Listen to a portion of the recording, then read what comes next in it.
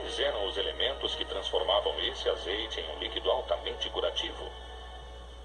Temos os ingredientes definidos com bastante exatidão, estão descritos na Bíblia e inclusive temos as quantidades que devem ser agregadas ao azeite para poder realizar essa mistura, esse azeite de unção.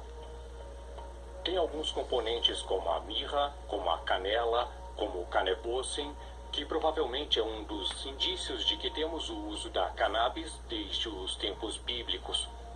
No Antigo Testamento, no Êxodo 30, de 22 a 25, Jeová fala com Moisés e lhe indica a receita correta do azeite de unção. Tu, pois, toma para ti das principais especiarias. Da mais pura mirra 500 ciclos, e da canela aromática a metade, a saber, 250 ciclos. E de cálamo aromático 250 ciclos. E de cássia 500 ciclos, segundo o ciclo do santuário. E de azeite de oliveiras, 1 hin. Nada parece estranho nesse texto. 3,5 litros de azeite de oliva misturados com diferentes plantas aromáticas. Mas descobriram algo inquietante. Esse azeite era utilizado única e exclusivamente para ungir reis, profetas ou personagens importantes. Não era um azeite que fosse utilizado em outro tipo de circunstâncias. Era exclusivamente para aquilo. O cannabis, em hebraico, se chama canebossem, que significa a cana do perfume. E se nós pudermos dar um pouco de asas à nossa imaginação, apesar de não ser aceito por todos os acadêmicos que se dedicam à linguística, aparentemente canebossem pode virar canebós e depois pode virar cannabis. E finalmente seria cannabis sativa, que é o nome do Ineus, que é o nome da planta hoje. Jesus, sendo judeu e tendo caminhado por todas as terras da Judéia, de Samaria e até o Oriente, o mais seguro é que tenha entrado em contato com as tribos que povoaram essas regiões e provavelmente até na Índia, onde se pensa que Jesus possa ter entrado em contato com alguma dessas substâncias, já que em algum momento passou lá uma parte da sua vida. A cannabis era um dos produtos medicinais adivinhatórios místicos mais importantes do velho continente. Por outro lado, a experiência com drogas vai ser sempre subjetiva, ou seja, só a pessoa que está experimentando a alucinação pode sentir essa presença.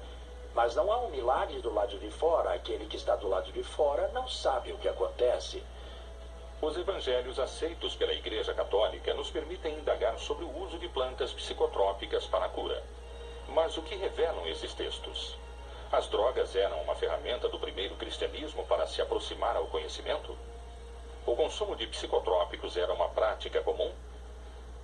Alto Egito, 1769. A tradução do segundo livro de Geu revela certos rituais xamânicos presentes nos anos de fundação do cristianismo. O Senhor providenciou um lugar para as oferendas, colocando um jarro de vinho para a direita e outro para a esquerda, e derramou algumas bagas e especiarias em torno dos recipientes. Ele, então, colocou uma certa planta em suas bocas, e também outra planta em suas mãos, e estendeu, em ordem, em torno do sacrifício da iniciação. Durante esses 2000 longos anos da igreja, o vinho que sempre foi utilizado era o vinho de uva, sem nenhuma outra mistura e nem de ervas aromáticas nem de álcool. Vinho puro de uva. Os textos gnósticos permitem compreender o uso das drogas a partir de um aspecto revelador. A imagem de um Jesus utilizando substâncias se afasta cada vez mais do Messias, do Cristo católico. Mas essa não é a única imagem distorcida que muitos especialistas induzem à figura de Jesus. Alguns asseguram que, a partir do enfoque político, existia um vínculo entre Jesus e Maria Madalena.